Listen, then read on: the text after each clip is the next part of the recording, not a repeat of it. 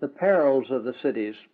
Few realize the importance of shunning so far as possible all associations unfriendly to religious life. In choosing their surroundings, few make their spiritual prosperity the first consideration. Parents flock with their families to the cities because they fancy it easier to obtain a livelihood there than in the country.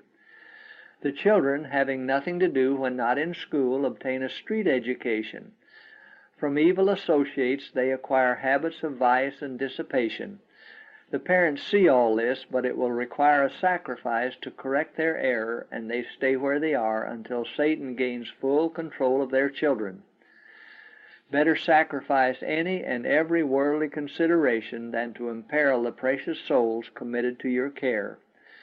They will be assailed by temptations and should be taught to meet them, but it is your duty to cut off every influence, to break up every habit, to sunder every tie that keeps you from the most free, open, and hearty committal of yourselves and your family to God. Instead of the crowded city, seek some retired situation where your children will be, so far as possible, shielded from temptation, and there train and educate them for usefulness. The prophet Ezekiel thus enumerates the causes that led to Sodom's sin and destruction. Pride, fullness of bread, and abundance of idleness was in her and in her daughters. Neither did she strengthen the hands of the poor and needy. All who would escape the doom of Sodom must shun the course that brought God's judgments upon that wicked city. Testimonies, Volume 5, page 232 and 233, 1882. City living, not God's plan. The world over, cities are becoming hotbeds of vice. On every hand are the sights and sounds of evil. Everywhere are enticements to sensuality and dissipation. The tide of corruption and crime is continually swelling. Every day brings a record of violence, robberies, murders, suicides, and crimes unnameable. Life in the cities is false and artificial. The intense passion for money-getting, the whirl of excitement and pleasure-seeking, the thirst for display, the luxury and extravagance, all are forces that with the great masses of mankind are turning the mind from life's true purpose. They are opening the door to 1,000 evils. Upon the youth they have almost irresistible power. One of the most subtle and dangerous temptations that assails the children and youth in the cities is the love of pleasure. Holidays are numerous. Games and horse racing draw thousands, and the whirl of excitement and pleasure attracts them away from the sober duties of life. Money that should have been saved for better uses is frittered away for amusements. Through the working of trusts and the results of labor unions and strikes, the conditions of life in the city are constantly becoming more and more difficult. Serious troubles are before us, and for many families, removal from the cities will become a necessity. The physical surroundings in the cities are often a peril to health. The constant liability to contact with disease, the prevalence of foul air, impure water, impure food, the crowded, dark, unhealthful dwellings are some of the many evils to be met. It was not God's purpose that people should be crowded into cities, huddled together in terraces and tenements. In the beginning, He placed our first parents amidst the beautiful sights and sounds He desires us to rejoice in today. The more nearly we come into harmony with God's original plan, the more favorable will be our position to secure health of body and mind and soul. The Ministry of Healing, pages 363 to 365, 1905. A loitering spirit. I could not sleep past 2 o'clock this morning. During the night season I was in council. I was pleading with some families to avail themselves of God's appointed means and get away from the cities to save their children. Some were loitering, making no determined efforts. The angels of mercy hurried Lot and his wife and daughters by taking hold of their hands. Had Lot hastened as the Lord desired him to, his wife would not have become a pillar of salt. Lot had too much of a lingering spirit. Let us not be like him.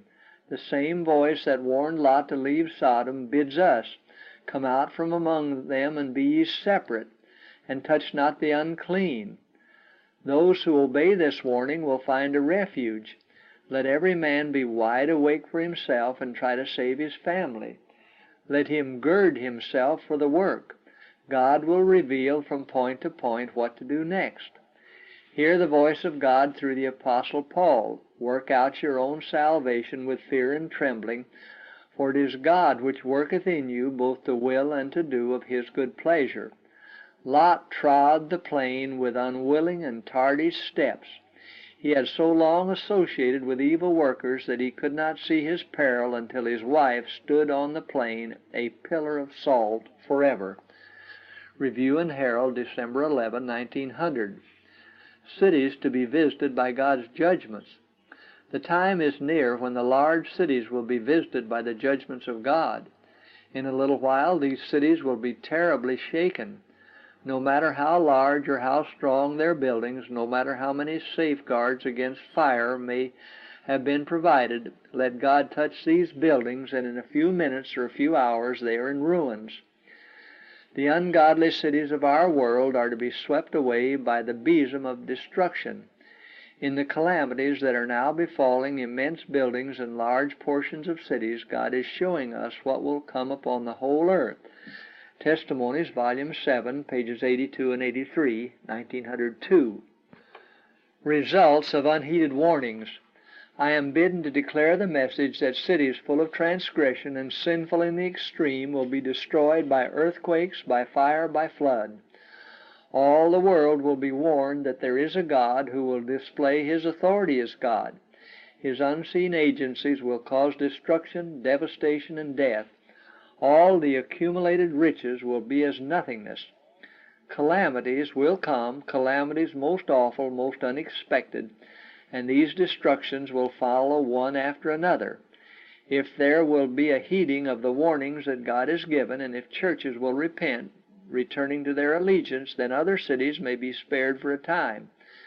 But if men who have been deceived continue in the same way in which they have been walking, disregarding the law of God,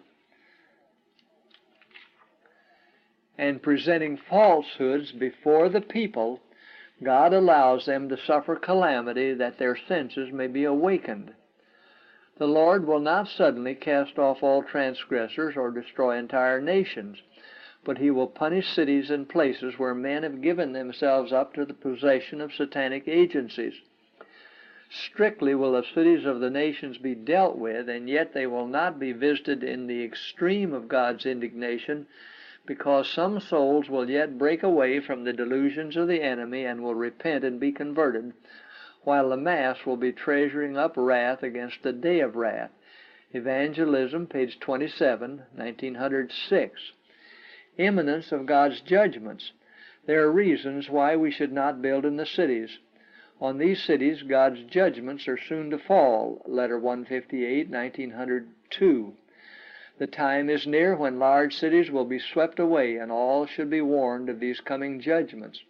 Evangelism, page 29, 1910. Oh, that God's people had a sense of the impending destruction of thousands of cities now almost given to idolatry. Review and Herald, September 10, 1903. A view of great destruction. Last Friday morning, just before I awoke, a very impressive scene was presented before me. I seemed to awake from sleep, but was not in my home. From the windows I could behold a terrible conflagration. Great balls of fire were falling upon houses, and from these balls fiery arrows were flying in every direction. It was impossible to check the fires that were kindled, and many places were being destroyed. The terror of the people was indescribable. Evangelism, page 29, 1906.